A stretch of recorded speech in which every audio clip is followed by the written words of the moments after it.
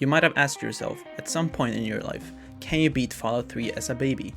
Or you might not have, seeing as there are a few videos on YouTube already proving that it can be done. So you might be wondering, what am I doing here? Why am I here to ask the same question that has already been answered? Well, because I am a world-renowned speedrunner and have totally been crowned by Todd Howard himself to be the most epic Fallout 3 gamer ever to live, I took it upon myself how well I can do and follow the speedrun for Fallout 3 as a baby, and see if I can bring something new to the Fallout 3 dinner party. The plan is as follows: I'll leave the vault as a baby. You might be asking, how is that possible? But don't worry, we'll get there and I'll explain it to you with more detail than you're likely asking for. After leaving the vault as a baby, we are going to get supplies from the most hated character in all of Fallout speedrunning, Moira Brown, to be able to survive all the evil within this cruel wasteland. After that, it's time to make the long journey across half the map to Little Lamplight to enter Murder Pass and Vault 87 early. This is to skip having to rescue Dad and clearing out the Jefferson Memorial and watch Dad die and all that stuff. Just now when I'm writing this, I'm realizing that since Dad doesn't die because we don't rescue him, we essentially leave him up to a life of suffering in Tranquility Lane. Forever. Huh. I don't know if that's better or worse. Oh well. After getting into Vault 87 as a baby, we will get the Gek, get captured and taken to the Enclave base in Raven Rock, and then head straight to the Jefferson Memorial to activate the Purifier and beat the game. This sounds pretty straightforward, right? But remember, none of this is possible without some glitches that I'll explain when we get into the run. Ready? Let's do this. The baby got a wasteland to save. So we start the run by watching a cutscene I haven't seen in more than 2 years. I got born and I named myself Baby Girl and created the most beautiful baby girl ever to grace this earth. We fast forward in time to when I'm an actual baby and I got to pick my special points. I went for 10 endurance to be able to take as much punishment from the wasteland as possible, 9 intelligence to get a lot of XP early to level up, 8 in luck to be a very lucky baby girl at all times, 6 and 7 in strength and perception to have some well-roundedness to my character, and drained charisma and agility. Now we encounter the first problem. How do we escape the vault as a baby? For any normal person playing Fallout 3, this would seem impossible, but for a veteran speedrunner like myself, not so much. There is a pretty easy to execute exploit in Fallout 3 to get outside of the playable area, and that trick is the quick save quick load mechanic. By rapidly quick saving and quick loading repeatedly, you will be able to clip through walls. How does that work? When you load a quick save in Fallout 3 and New Vegas, the game loads some parts of the game earlier than others.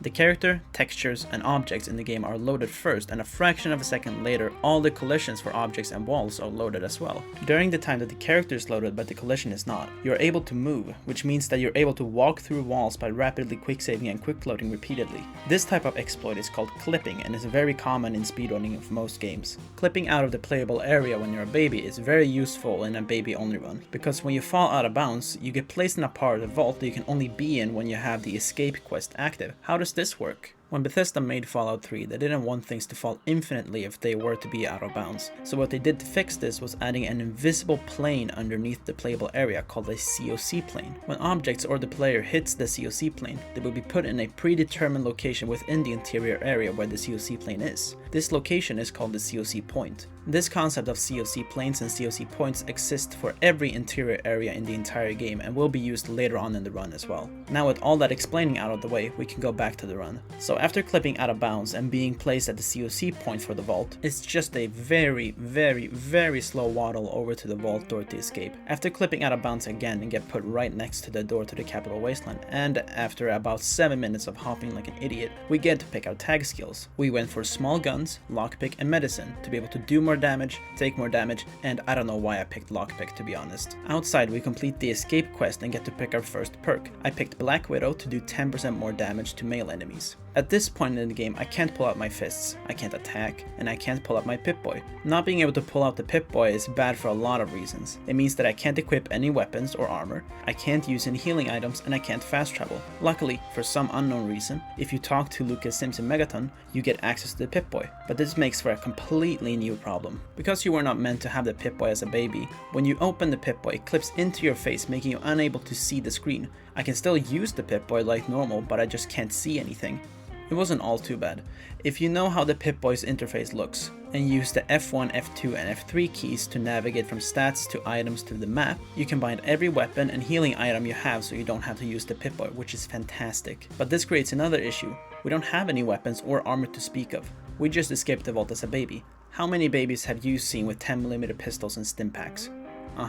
Didn't think so. But no worries, we'll use Moira and the item she sells to do another exploit to buy the stuff we need without having any caps. The exploit we are going to use is called ghost duping. Take a lot of some item from a vendor's inventory, like ammo. Take something else below that thing you just grabbed that has a lot of value, like a grenade or a weapon. Hold your cursor over the many items in your inventory, click on it and press the A key a fraction of a second later and voila. You have now moved the many items over to the vendor's inventory, but you still have the how many things do you want to move prompt still open. Press A again and the vendor thinks they owe you a lot of caps just by doing magic in front of them. So now you can buy a lot of stuff without spending a single cap. I bought a lot of weapons and stim packs from Moira Brown and Lucky Harith outside of Megaton. I examined my height and bound all my stuff with my invisible Pip-Boy. Now it is time to make the long journey west towards the Little Lamplight. On the way there I killed some raiders, hid in the bushes, got almost eaten by a wild dog, got almost eaten again by some rad scorpions, and finally after about 15 minutes of walking I arrived at the Little Lamplight. I really didn't feel like talking to Mayor McAnnoying at the front gate because of my low speech skill, so instead I clipped myself out of bounds and got placed deeper inside Little Lamplight. I clipped myself out of bounds again into some water to be able to swim straight to the door to Murder Pass. The only problem with swimming as a baby is that you have to constantly jump to not drown because for some reason you're underneath the surface when swimming normally. Inside Murder Pass I was planning on killing all the super mutants in my path, but for some unknown reason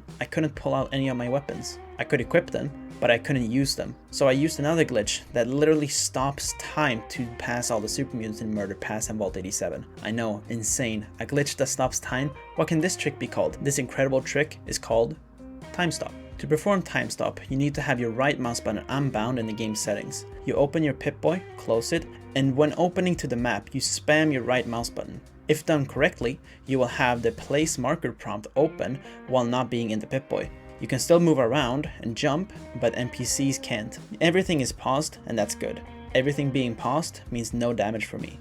Once I got into Vault 87, I rushed straight for Fox while still having time stop active. Once I freed Fox, I gave him all my weapons and armor that he didn't use and started killing all of his more aggressive uncles in the vault. He kept up the good work while I used him as a shield as we pushed closer to the Gek. Once we got into the room before the Gek, I realized that there was no way in hell I was getting the Gek without dying of radiation poisoning with my slow movement speed, so I got Fox to get the Gek for me. With the Gek in hand, thanks to a baby, I got captured by the Enclave, got taken to the secret base, I was freed, I went to talk to President Eden, lied about using the FEV vial in the purifier, and escaped their base. I reunited with Fox and had a hell of a time trying to maneuver the map blindfolded, but after a while, with the power of listening to sound effects, I was able to fast travel to Megaton to begin the final venture to the Jefferson Memorial.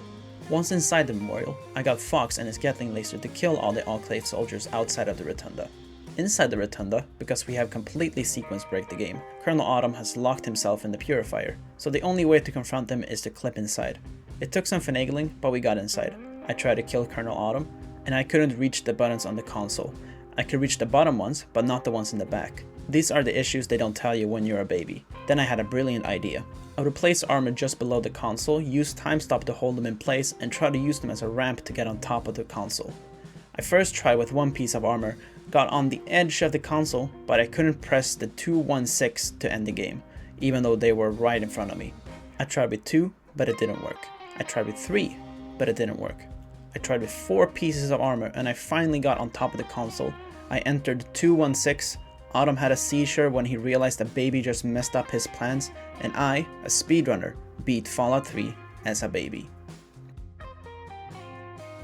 Now when we're at the end of the video, I wanted to take some time and thank you all for the recent support. I have enjoyed streaming and uploading my runs a lot recently, and it's really something that I want to continue.